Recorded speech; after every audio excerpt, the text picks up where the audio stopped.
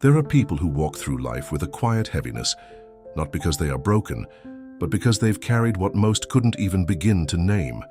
They don't talk much about their pain, but it's there, in the way they breathe, deeply before speaking, in the silence between their words, and in the way their eyes search for something they themselves don't fully understand. You may be one of them, and if you are, this isn't a story about your wounds. It's about the strength you forged inside them. Carl Jung once said, "I am not what happened to me, I am what I choose to become." But what if what happened to you left invisible scars, ones you carry in silence? Pain changes us, not just on the surface, but deep in the architecture of our psyche.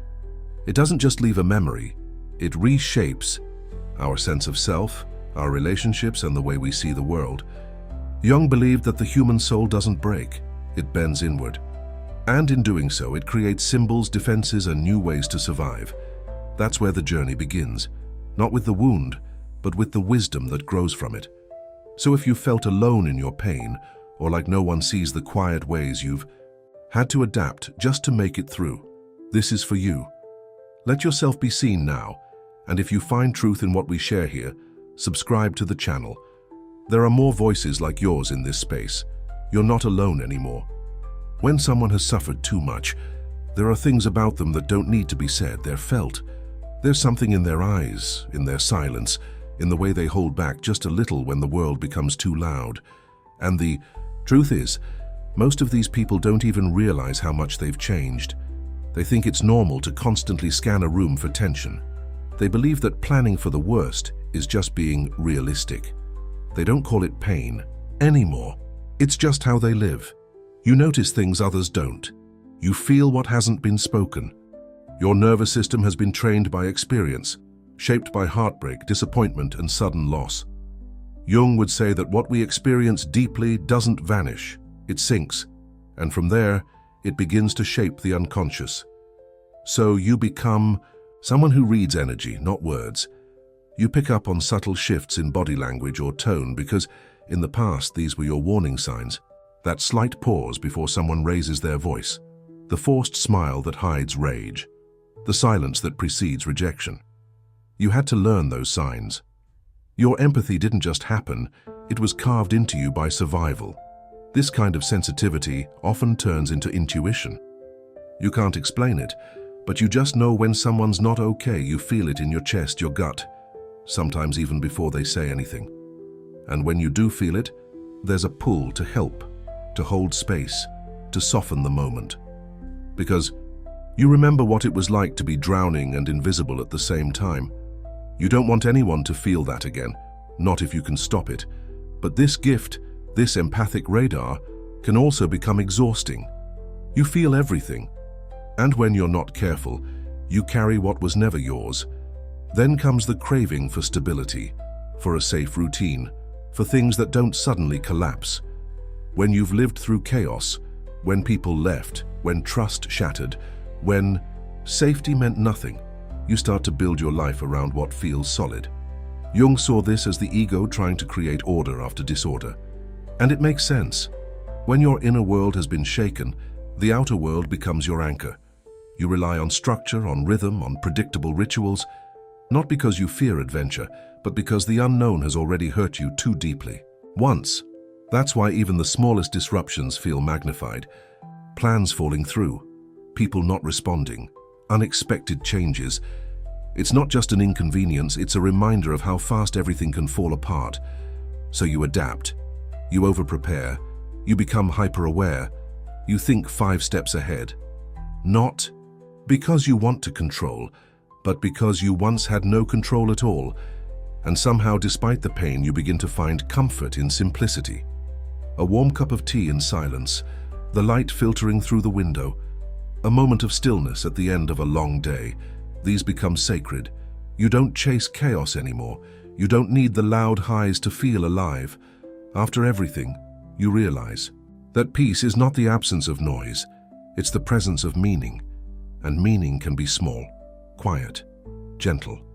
It's in the way you hold a friend's hand, in how you breathe when the wind moves through the trees, in how you close your eyes for just a moment longer when something feels safe. People might look at you and never guess what you've carried. They might call you sensitive or say you're too intense, but that's because they haven't seen the fire you walked through just to become this calm. You're not dramatic, you're not too much. You're someone who knows what it's like to lose everything and still choose to love, to care, to feel. That is strength. That is presence. That is what survival looks like after the storm. There's a strange paradox that happens when someone survives too much. They become both softer and harder at the same time. Softer with others, more compassionate, more aware, more willing to offer presence, but harder with themselves, less trusting, more isolated, not because they want to be, but because their soul, after being exposed so long, eventually begins to retreat inward. Jung called this the emergence of the persona and the shadow, two parts of the self that form in reaction to our experiences. The persona is the mask we wear to protect our most wounded parts. The shadow is everything we've pushed down, disowned or buried because it was too painful to face. When someone has suffered deeply, both become louder. You start to become who others need you to be. Kind, calm, capable. You smile even when it hurts. You say, "I'm fine," so no one asks further. You learn to play the role, but inside, you feel disconnected from yourself, from others, from life. That's the cost of the mask. It keeps you safe, but it also keeps you hidden. Then there's the guarded heart, the inability to trust, the fear that if you open up, the pain will come rushing in again. Not because you don't want connection, but because past connection nearly destroyed you. Your mind, brilliant in its defense, builds walls instead of bridges, and after a while you forget what it's like to let someone in without fear. This isn't weakness. It's not bitterness. It's a survival instinct. Jung would call it a reaction to a trauma complex, a core wound around which your psyche builds an entire emotional defense system. It's like your inner world learned that vulnerability was dangerous, and now it only allows access on very strict terms. You might crave closeness, but as soon as it appears, something in you recoils. You get distant, cold. You push people away before they get too close. It's not that you don't care, it's that caring too much once hurt you in ways you haven't yet put into words. And so comes the silence. The need for solitude. People think you're withdrawing, but you're actually trying to reconnect. After all the noise, the betrayals, the expectations, you need a space where you don't have to perform, where you can just breathe, where no one is asking you to explain your sadness or justify your stillness. Jung believed solitude was not just rest, but a sacred return to the self. When the external world becomes too loud or too painful, the soul seeks shelter in its own presence. This isn't isolation, it's restoration. In solitude, you begin to hear your own voice again. Not the voice of fear or defense, but the quiet whisper that says, "I'm still here, I haven't left you." This sacred space helps you notice something else, your patterns, the way you always try to fix others before helping yourself. The way you say yes when you want to scream no. The way you carry burdens that don't belong to you, hoping that if everyone else is okay, maybe you'll feel safe. These are the remnants of a protector archetype that formed too early, too fast. Maybe you had to be the adult when you were still a child. Maybe you were the strong one because no one else could be. So now you try to rescue everyone else from pain, even when you're barely standing, but no one sees that part. They just see your strength, your resilience, your endless giving, and deep down, part of you resents that, not because you don't want to help, but because you're so tired of not being helped. And then comes the independence, not the healthy kind, the kind that says, "I'll do it myself because I can." This one says, "I'll do it myself because I don't trust anyone else not to hurt me." It's hyper-independence born from betrayal, a shield made of silence, a vow that says, "Never again will I rely on someone who might leave." But here's what Jung reminds us. Defenses are not failures. They are adaptations. And every defense, every wall, every silence, every retreat is a sign that your soul once had to find a way to stay alive in the middle of emotional war. So you're not broken. You're not untrusting because you're cold. You're not alone because you don't care.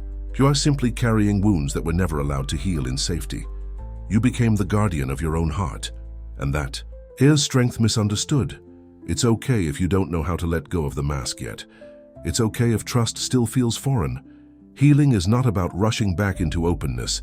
It's about gently returning to yourself. And when you're ready, you'll find that the armor you once needed can slowly begin to soften. Not because you're weak, but because you're safe. There comes a point in deep suffering where the question is no longer, why did this happen to me? But rather, what can I do with what happened to me? This shift doesn't come quickly. It doesn't come easily. And it certainly doesn't come when we're still in survival mode. But for many who have suffered too much, something begins to stir beneath the pain, a quiet, almost imperceptible invitation to turn inward, not to forget what happened, but to transform because of it. Carl Jung believed that suffering wasn't just a burden, it was a messenger, a guide, a necessary part of the path toward wholeness. He called this process individuation, the lifelong journey of becoming who you truly are, beneath all the wounds, the masks, the inherited beliefs. It's not about perfection, it's about integration. Taking all the fragmented pieces of the self, light and shadow, trauma and wisdom, fear and courage, and allowing them to coexist consciously. Those who've suffered often begin this journey without even knowing.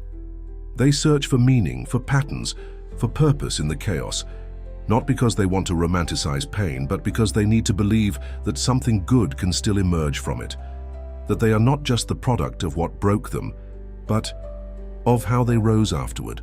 That's where post-traumatic growth lives, not in denying the pain, but in making space for it to become something else.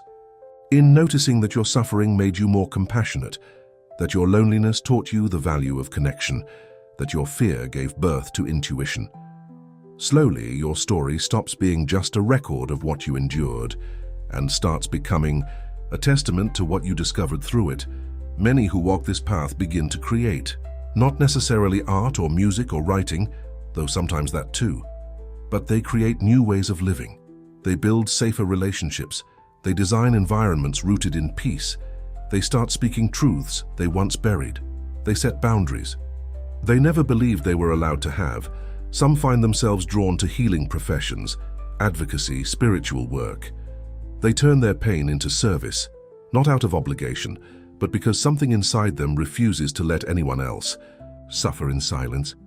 Jung might say the wounded healer archetype has fully awakened, where the wound itself becomes a source of guidance and connection to others.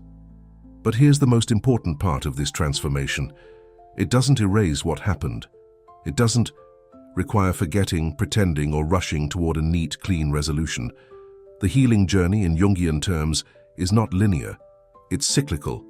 Like the spiral of the self, it brings you back again and again to the same wounds, but from new levels of awareness, strength, and tenderness. You may still have days when the past echoes too loudly, when you feel tired, numb, disconnected. That doesn't mean you're broken. It means you're still walking, still becoming, still listening to the parts of you that were once silenced. And that is a kind of sacred devotion. There's a beauty that only people who've suffered deeply understand. The ability to hold contradiction, to know that joy can exist in grief, that hope can survive disappointment. That love doesn't require perfection. You stop seeking certainty, and instead you begin to trust life again, not because it's safe, but because you've realized you can survive even when it isn't. And something strange happens when this trust starts to take root. The world begins to look different. You stop trying to change people who don't want to change. You stop begging for love that doesn't nourish you. You stop performing. You begin to sit more deeply in your own presence. You listen more, react less. You forgive, not to free them, but to free yourself. The journey through suffering becomes a portal, not just into yourself, but into something greater. For some, that's a spiritual awakening. For others, it's a connection to nature, art, meaning, or God. It doesn't matter what form it takes. What matters is that you're no longer just surviving, you're alchemizing, turning what was once unbearable into something useful, even beautiful. Jung once said, "Only the paradox comes anywhere near to comprehending the fullness of life." And you, in your contradictions, your broken open heart, your hidden strength, you are the paradox. You are the survivor and the seeker, the wounded and the wise, the one who was once lost, and the one who is now finding their way. And if no one has told you this yet, let it be said now. You've come so far. You've grown in places no one else could see. And even if you still carry the weight of what happened, you're no longer who you were when it began. That's not just healing, that's evolution. Some people survive by hiding their scars. Others survive by turning them into light. But the rarest of all are those who do both, who walk through this world quietly carrying their pain and still choose to be kind, who feel everything deeply and still show up when it matters, who have every reason to give up and yet keep going. If you've seen yourself in any part of this story, know this. Your sensitivity is not a flaw. Your silence is not weakness. Your search for meaning is not strange. These are all signs of a soul that refused to die in the dark. Carl Jung believed that the most powerful transformations begin with descent, with facing the shadow, with listening to the parts of ourselves we were taught to ignore. And if you're still here, still listening, still standing, then you've already started that journey. Even if it doesn't feel like it yet, you don't need to have all the answers. You don't need to rush your healing. You are allowed to be both wounded and wise, both scared and strong, both lost and still worthy of being found. The world needs people like you, people who've suffered and still choose softness, who've been broken and still choose to build, who've seen the worst and still believe in something more. This is your reminder. You are not alone in your healing, and you don't have to carry this journey in silence anymore. If this message spoke to something deep inside you, subscribe to the channel. There are more stories like this waiting for you. More reflections, more truth, more soul. Let this space be a mirror for your strength, a shelter for your questions, and a quiet reminder that your pain was never pointless. You are not what happened to you. You are what you choose to become now, and I hope you choose to become free.